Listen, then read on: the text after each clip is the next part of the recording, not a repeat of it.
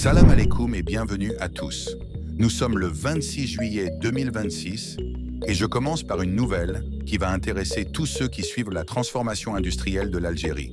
Après l'Allemagne et l'Italie, c'est un géant asiatique de l'automobile qui frappe à la porte du pays avec un projet d'usine pour 23 000 voitures par an. Un troisième grand constructeur mondial qui veut produire ses voitures en Algérie et je vais vous dire lequel. Mais cette vidéo est aussi une vidéo d'émotion. Car cette semaine, 3 pompiers volontaires, 3 pères de famille, sont morts en combattant les flammes près d'Annaba. Nous leur rendrons l'hommage qu'ils méritent. Nous verrons aussi une immense fierté nationale. Un diplomate algérien vient d'être élu à la tête d'un des plus grands organes des Nations Unies. Et enfin, les soldes d'été qui commencent aujourd'hui, avec les pièges à éviter pour un vous faire avoir. 4 grands chapitres, et restez jusqu'au bout. Parce qu'au projet 3, je vous expliquerai pourquoi un Algérien va désormais diriger un organe qui gère 70% des ressources de l'ONU. Avant de continuer, si tu aimes toujours avoir les dernières nouvelles, n'oublie pas de liker cette vidéo, de t'abonner et d'activer la cloche pour toujours être au courant. C'est parti. Projet 1. Un troisième constructeur automobile vise l'Algérie, l'arrivée des Malaisiens. Commençons par cette nouvelle industrielle qui confirme l'attractivité croissante de l'Algérie. L'arrivée possible d'un troisième grand constructeur automobile. Après Fiat, déjà installé à Oran, et Opel dont le projet avance, voici qu'un nouveau nom apparaît, Proton, le constructeur automobile national de la Malaisie. Un projet de partenariat industriel entre une entreprise algérienne et le groupe malaisien prévoit la création d'une usine de montage à Oran avec une capacité de 20 000 véhicules par an, un volume significatif pour un démarrage. Le projet a été présenté par l'ambassadeur de Malaisie en Algérie, Datuk Rezan Erwan, à l'issue d'une réunion à Oran rassemblant l'ambassadeur, un opérateur économique algérien, des représentants du ministère de l'Industrie, du groupe public JICA et surtout des grands groupes malaisiens, DRBICOM, Proton et Modena.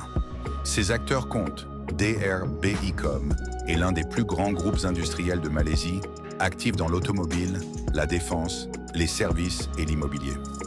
Proton, Société nationale de l'automobile malaisienne, est détenue à près de 50% depuis 2017 par le chinois Geely, l'un des géants mondiaux de l'automobile, propriétaire notamment de Volvo. À travers Proton, c'est donc aussi un savoir-faire sino-malaisien de très haut niveau qui pourrait arriver en Algérie.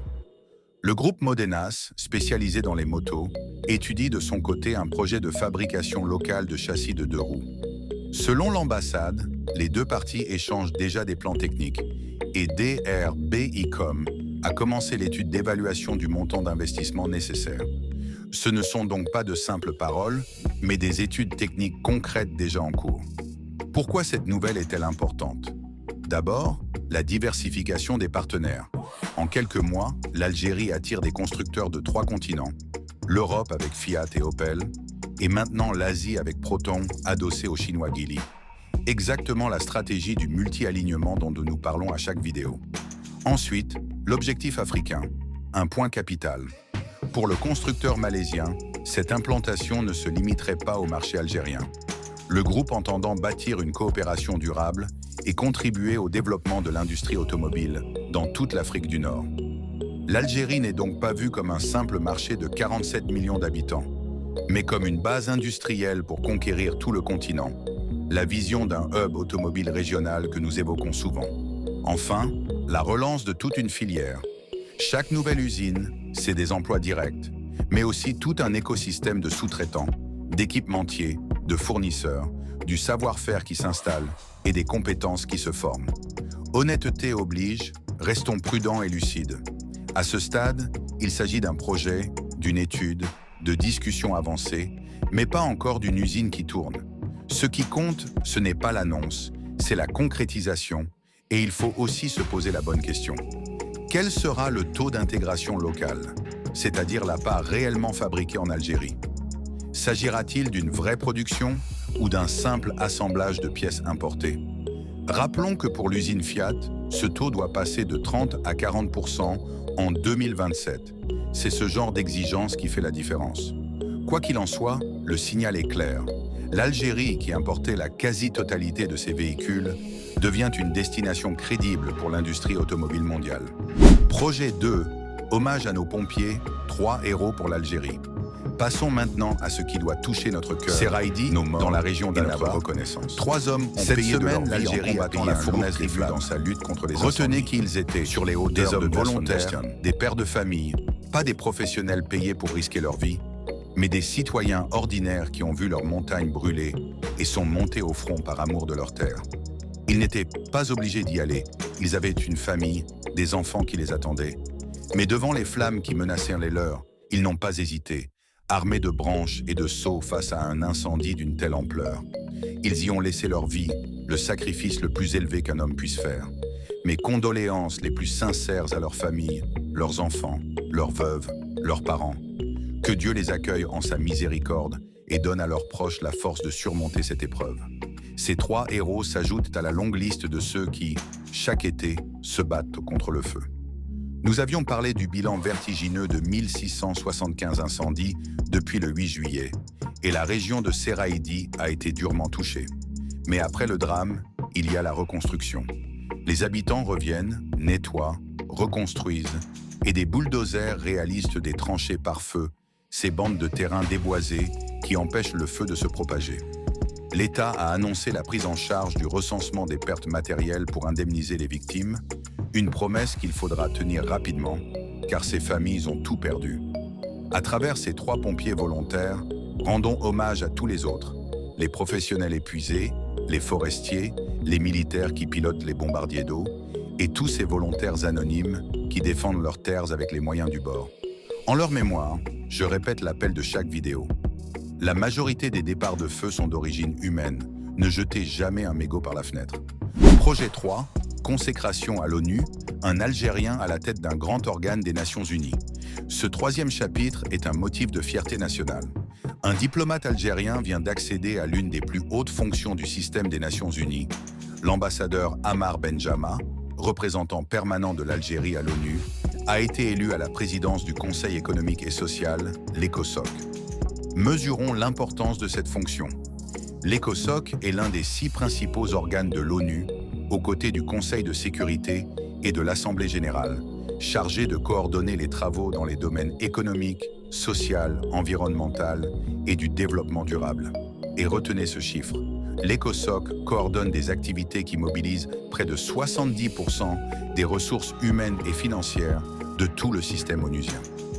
Un Algérien va donc présider l'organe qui pilote la majeure partie de l'action économique et sociale de l'ONU dans le monde. Une responsabilité énorme et une reconnaissance immense.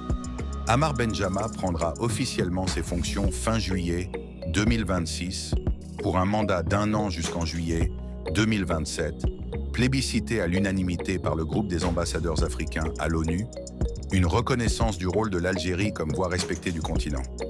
Diplomate chevronné, il occupe depuis septembre 2023 le poste de représentant permanent de l'Algérie à l'ONU, exercé pendant le mandat de 2 ans de l'Algérie comme membre non permanent du Conseil de sécurité, marqué par son combat pour la cause palestinienne, dénonçant les violations du droit international à Gaza et plaidant pour un cessez-le-feu, des interventions qui lui ont valu un profond respect.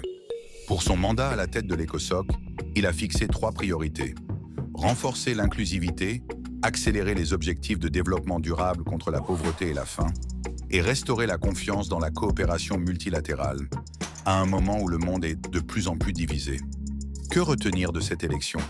Elle illustre le poids diplomatique croissant de l'Algérie sur la scène internationale, après la visite de Tebboune à Berlin, la venue de Sanchez à Alger, les partenariats avec l'Allemagne, l'Espagne, la Malaisie, et maintenant un Algérien à la tête d'un organe majeur de l'ONU. L'Algérie compte, sa voix porte, et elle est de plus en plus écoutée et respectée dans le monde. La confirmation d'une tradition diplomatique ancienne et prestigieuse, celle d'une voix importante du Sud depuis l'indépendance. Pour tous les Algériens, en Algérie comme dans la diaspora, c'est un motif légitime de fierté. Projet 4, solde d'été, ce qui commence aujourd'hui et les pièges à éviter.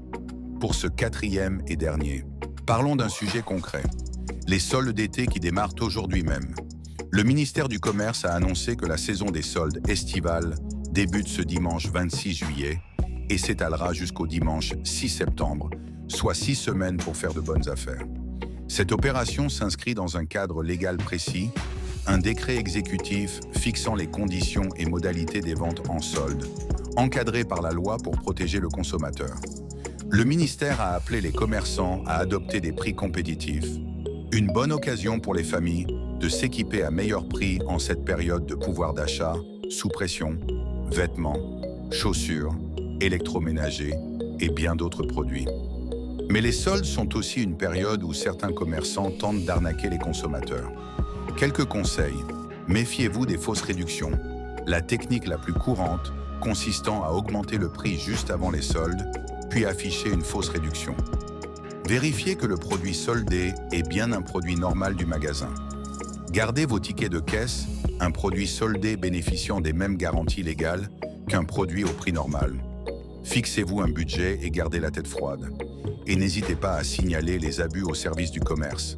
Ces soldes s'inscrivent dans un mouvement plus large de mise en ordre du commerce en Algérie. Profitez de ces 6 semaines pour faire de bonnes affaires, mais en consommateur averti. Voilà pour ce grand tour d'horizon de l'actualité algérienne en ce 26 juillet 2026. Récapitulons l'essentiel. Un troisième constructeur automobile, le malaisien Proton adossé au chinois Geely, étudie l'implantation d'une usine de 22 000 véhicules par an à Oran, avec une ambition africaine. 3 pompiers volontaires, 3 pères de famille, sont morts en combattant les flammes sur les hauteurs de Seraïdi, près d'Annaba, et nous leur rendons hommage. L'ambassadeur Ammar Benjama a été élu à l'unanimité du groupe africain à la présidence de l'ECOSOC, une immense fierté nationale. Et les soldes d'été ont commencé aujourd'hui pour 6 semaines. L'automobile, les pompiers, l'ONU, les soldes. 4 sujets, une même Algérie, un pays qui pleure ses héros, attire l'industrie mondiale, rayonne dans la diplomatie internationale et protège ses consommateurs, avec ses douleurs et ses fiertés, sans rien cacher. Merci d'avoir suivi cette vidéo jusqu'au bout. Si elle vous a appris quelque chose, likez, abonnez-vous et partagez-la en Algérie comme dans la diaspora. Et surtout, ayez une pensée et une prière pour nos 3 pompiers de Seraïdi et pour leurs familles. Dites-moi en commentaire ce que vous ressentez face au sacrifice de ces héros et ce que vous pensez de cette fierté algérienne à l'ONU. On se retrouve très bientôt pour continuer à suivre ensemble, avec passion et honnêteté, cette Algérie qui avance.